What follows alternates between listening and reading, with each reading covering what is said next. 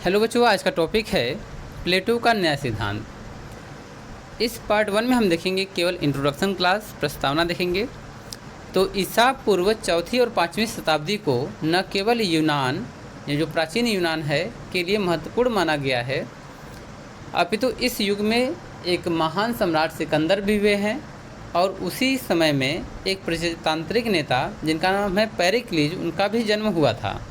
और दूसरी तरफ देखा जाए तो उसी काल में सुकरात, प्लेटो और अरस्तु जैसे महान दार्शनिकों का भी प्रादुर्भाव हुआ है।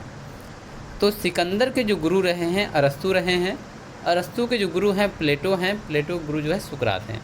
यानी कहने का तात्पर्य है कि ईसा पूर्व चौथी और 5वीं शताब्दी में सुकरात, प्लेटो और अरस्तु जैसे महान दार्शनिकों का भी जन्म हुआ है, जिन्होंने राजनीति को एक नवीन आधार प्रदान किया, उनके महत्व को प्रस्तावित करने का प्रयास किया है। जो पुरानी परंपरा पर चलने वाले दार्शनिक थे, उनके जो है सोच को, उनकी परंपरा को प्रस्तावित करने का प्रयास किया। इस प्रकार राजनैतिक दृष्टि से उस समय यूनान राजनीति की प्रयोगशाला कहा जा सकता है। तो देखा जाए कि राजनीतिक दृष्टि से जो यूनान है चौथी और 5वीं शताब्दी ईसा पूर्व, वह राजनीति की प्रयोगशाला हुआ करता था। पाश्चात्य राजनीति में यानी पश्चिमी राजनीति में विचारकों का इतिहास प्लेटो से ही प्रारंभ होता है। प्लेटो इसलिए महत्वपूर्ण व्यक्ति हैं क्योंकि इन्होंने उस समय एक संयोजित तरीके से, क्रमबद्ध तरीके से राजनीति के बारे में लोगों को जानकारी प्रदान किया, दर्शन के बारे में लोगों को बताना शुरू किया। लेकिन इसका मतलब ये नहीं है कि प्लेटो के पहले कोई दार्शनिक ही नहीं हुआ था, क्योंकि हम जानते हैं कि जो प्लेटो के गुरु हैं सुकरात, वह भी अनपढ़ ही थे, वह केवल वार्तालाप के माध्यम से ही ज्ञान दे रहे थे। तो इसका तात्पर्य है कि प्लेटो वो पढ़े लिखे व्यक्ति थे जो लिखना जानते थे। इनके पहले भी बहुत सारे दार्शनिक हुए हैं जो दर्शन शास्त्र में, राजनीति के क्षेत्र में काम किए हैं। प्लेटो ही एक ऐसा राजनीतिक विचारक था जिसने पहली बार राजनीतिक दर्शन का तर्क संगत रूप से प्रतिपादन किया। तो कहा गया है कि प्लेटो ही ऐसे विचारक हैं, राजनीति के विचारक हैं, जिन्होंने तर्क दे करके राजनीतिक दर्शन को प्रतिपादित किया। उनके विचारों की सबसे महत्वपूर्ण बात यह थी कि उनका राजनीतिक चिंतन मानव कल्याण के लिए एक अमर संदेश बन गया। प्लेटो का तर्क था कि राज्य व्यक्ति का ही विराट रूप है। प्लेटो कहते थे कि जो राज्य है वह व्यक्ति का ही एक विस्तृत रूप है। प्लेटो के चिंतन पर उनके गुरु सुकरात के दर्शन का व्यापक प्रभाव देखा जा सकता है। माना जाता है कि जो प्लेटो हैं, इन पे उनके गुरु सुकरात का प्रभाव ज़्यादा दिखाई देता है। सुकरात के विचारों को पूरा करने के लिए प्लेटो ने अपना संपूर्ण जीवन जो है समर्पित कर दिया था।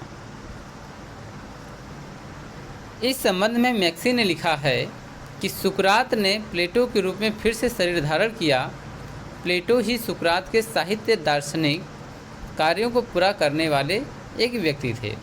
यानी कहा जाए कि मैक्सी ने अपने शब्दों में कहा कि सुकरात पुनः प्लेटो के शरीर में फिर से जीवित हो गए और उन्होंने दर्शन को दुनिया के सामने रखा।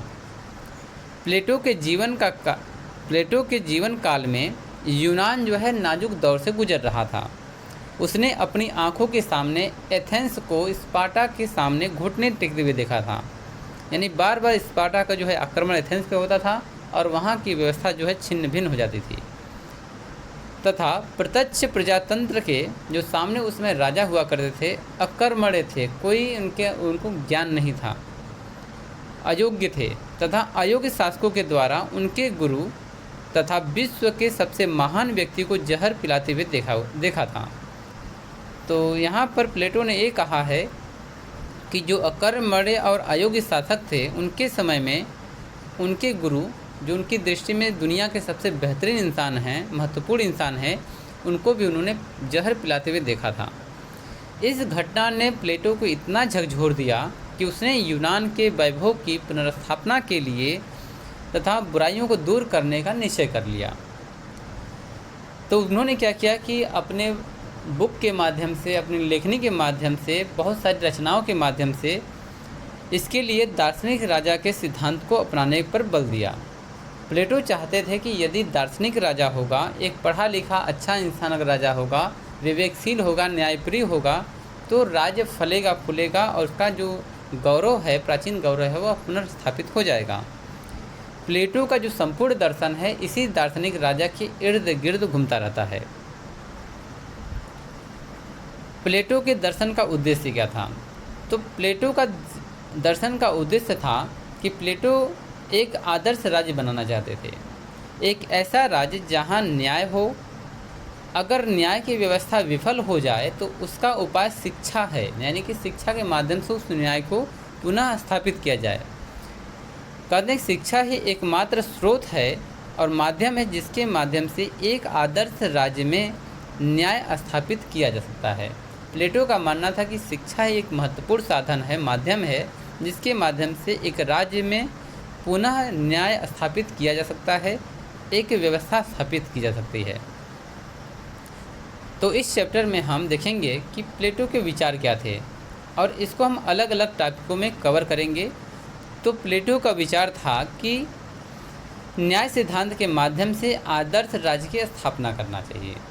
तो प्लेटो चाहते थे कि न्याय सिद्धांत अगर हो, इसके लिए एक आदर्श राज्य बनना जरूरी है।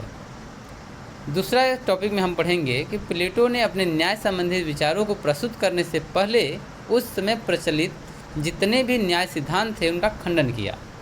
तो प्लेटो जो है उस समय प्रचलित जितने भी न्याय सिद्धांत थे उनको खंडित किया, उनका आलोचना किया, फिर अपनी न्याय व्यवस्था को सब दुनिया के सामने रखा था। न्याय सिद्धांत का प्रतिपादन मानवीय आत्मा में निहित 3 गुणों के आधार पर किया जाता है। इसकी भी व्याख्या हम नेक्स्ट पार्ट में करेंगे। नेक्स्ट हम पढ़ेंगे कि प्लेटो के न्याय सिद्धांत को 2 प्रकारों, खासतौर पर सामाजिक न्याय एवं व्यक्तिगत न्याय के बारे में जानकारी इस अध्याय में हम पढ़ेंगे। यानी प्लेटो की जो टॉपिक हम पढ़ रहे हैं न्याय सिद्धांत, इसमें हम इसको भी कवर करेंगे। और आखिरी वाले टॉपिक में हम कवर करेंगे न्याय सिद्धांत में प्लेटो श्रम विभाजन एवं कार्य विशिष्टीकरण पर विशेष बल देता है, जिसकी जानकारी इस अध्याय में हम कवर करेंगे। तो कुल मिलाकर इन्होंने यहाँ 5 टॉपिकों पर जो है अपने विचार व्यक्त किए हैं। इस टॉपिक में हम सभी को कवर करेंगे। तब तक के लिए धन्यवाद।